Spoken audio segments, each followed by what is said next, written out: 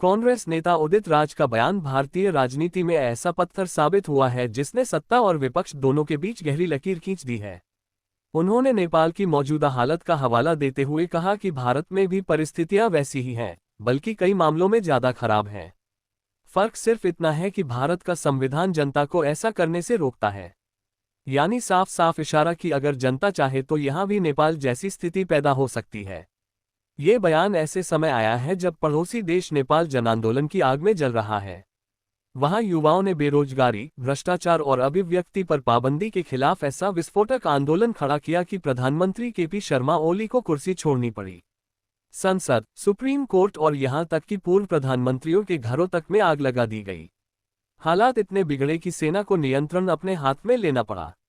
अब वहां पूर्व supreme court chief justice Sushila Karki के नेतृत्व में अंतरिम सरकार की कोशिशें चल रही हैं। उदित राज ने इसी पृष्ठभूमि में लिखा, लोग चर्चा कर रहे हैं जिस तरह नेपाल, श्रीलंका और बांग्लादेश में सत्ता को जनता ने उखाड़ फेंका है, क्या भारत में ऐसा नहीं हो सकता? परिस्थितियां वास्तव में वैसी ही हैं और कुछ मामलों में ज्यादा, लेकिन हमारा संविधान ऐसा करने से रोकता है। हमारी लोकतंत्र की जड़ें गहरी हैं, जिसे कांग्रेस ने डाला है। बीजेपी ने इस बयान को तुरंत लपक लिया और कांग्रेस पर पलटवार शुरू कर दिया। राष्ट्रीय प्रवक्ता सीआर केसवन ने कहा, यह बयान खतरनाक और देशविरोधी है। यह अशांति भड़काने की कोशिश है। कांग्रेस ने हमेशा डॉक्टर अंबेडकर के संविधान को खतरे में डाला। 1975 में आपातकाल लगाकर उन्होंने लोकतंत्र की हत्या की थी। आज भी वही मानसिकता सामने आ रही है। अब सवाल यह है कि क्या उदित राज का बयान वाकई देश को तोड़ने वाला है या ये सत्ता की उस सच्चाई की झलक है जिसे छुपाने की कोशिश की जा रही है।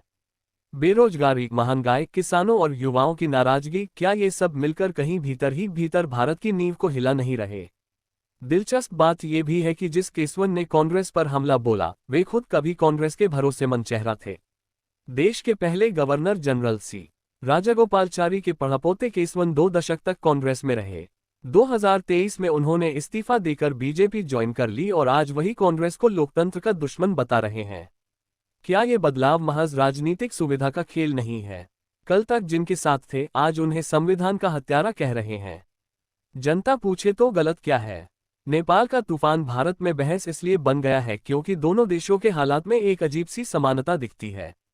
नेपाल के युवाओं का गुस्सा भ्रष्टाचार और बेरोजगारी पर फूटा, भारत में भी यही 2 मुद्दे सबसे ज्यादा चुभ रहे हैं।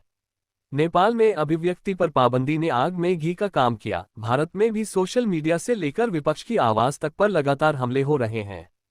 तो क्या यह मान लिया जाए कि भारत और नेपाल की स्थितियों में फर्क केवल संविधान और संस्थाओं के ढांचे का है, बाकी हालात कहीं ज्यादा विस्फोटक हैं? सत्ता पक्ष का कहना है कि भारत का लोकतंत्र इतना मजबूत है कि यहां नेपाल जैसी स्थिति कभी नहीं आ सकती। लेकिन विपक्ष का सवाल है, क्या सचमुच लोकतंत्र मजबूत है या यह मजबूती सिर्फ कागजी है? क्या लोकतंत्र का मतलब सिर्फ हर 5 साल में चुनाव है या जनता की आवाज हर रोज सुनी जानी चाहिए? इतिहास बताता है कि जब जनता सड़कों पर उतरती है तो सबसे ताकतवर शासन भी हिल जाता है। नेपाल, श्रीलंका, बांग्लादेश सब ताज़ा उदाहरण हैं।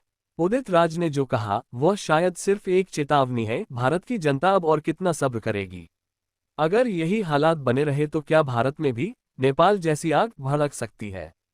यही सबसे बड़ा सवाल है और यही सत्ता की सबसे बड़ी चिंता भी होनी चाहिए। क्योंकि लोकतंत्र की जड़ें चाहे कितनी भी गहरी हो, जनता का तूफान उन्हें उखाड़ फेंकने में ज्यादा वक्त नहीं लगाता।